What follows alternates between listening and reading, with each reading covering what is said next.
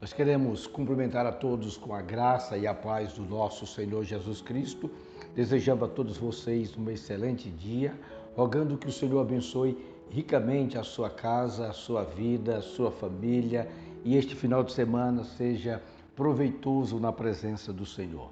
Quero convidar você para meditar comigo no Salmo 128. O salmista diz assim: Bem-aventurado aquele que teme ao Senhor e anda nos seus caminhos. Do trabalho de suas mãos comerás, feliz serás e tudo te irá bem. Tua esposa no interior da tua casa será como a videira frutífera, teus filhos como o rebento da oliveira à roda da tua mesa.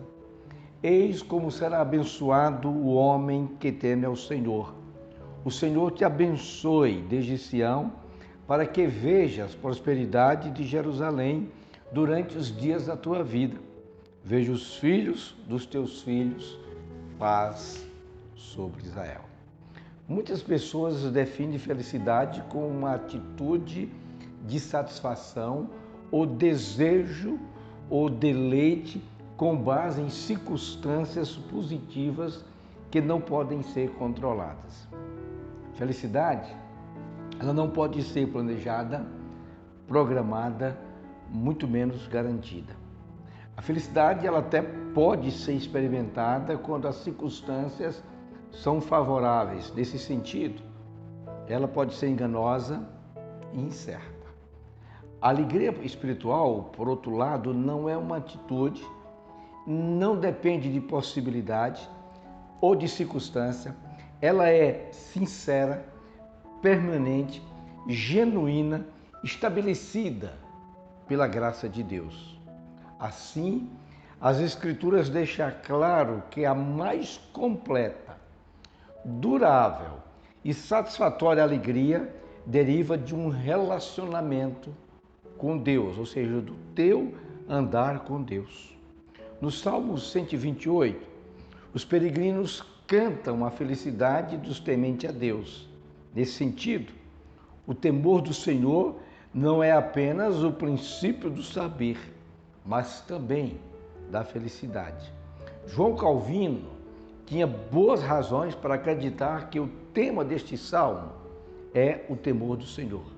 Nós vamos considerar a relação que existe entre o temor do Senhor e a felicidade, destacando sobre a felicidade no lar e a felicidade dos peregrinos. A maioria dos estudiosos, incluindo o João Calvino, divide o Salmo 128 em duas partes. A primeira parte relaciona o temor do Senhor e a família, versículos 1 e 4. A segunda parte trata dos frutos da bondade de Deus, versículos 5 e 6. Se você está com a sua Bíblia aberta, veja o que é que diz o versículo 1. O homem que teme ao Senhor é feliz. É como uma espécie do eco do Salmo 1. O temor do Senhor não é apenas o motor da sabedoria, mas é a fonte de alegria. Na comunhão com Deus, na submissão aos seus preceitos, o peregrino encontra razão para ser feliz. O homem que teme ao Senhor, ele é perseverante na lei. O temor do Senhor não é uma ideia abstrata, antes consiste em receber e obedecer os preceitos divinos. Os peregrinos podiam andar pelo caminho sabendo que a direção que a tomar e como deveria andar. A revelação do Senhor era a bússola da vida deles.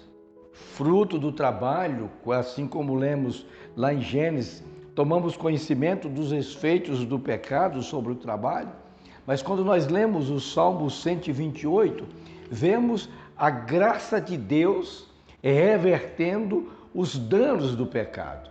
O homem piedoso que se deleita em Deus e na sua vontade, receberá o fruto do trabalho como quem recebe um sorriso da providência divina.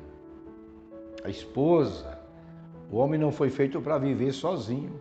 Deus criou o homem, Deus criou a mulher para que pudesse constituir uma santa aliança no casamento.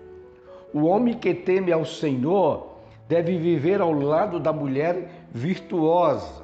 É como uma parreira frutífera, não apenas de filhos, mas de virtudes do alto. Assim descrito lá no livro de Provérbios, certo? Como descreve o sábio escritor daquele livro. Eis aí a ordem do alto. O homem temente a Deus e uma mulher virtuosa em santa união a Deus, traz os filhos ao redor da sua mesa.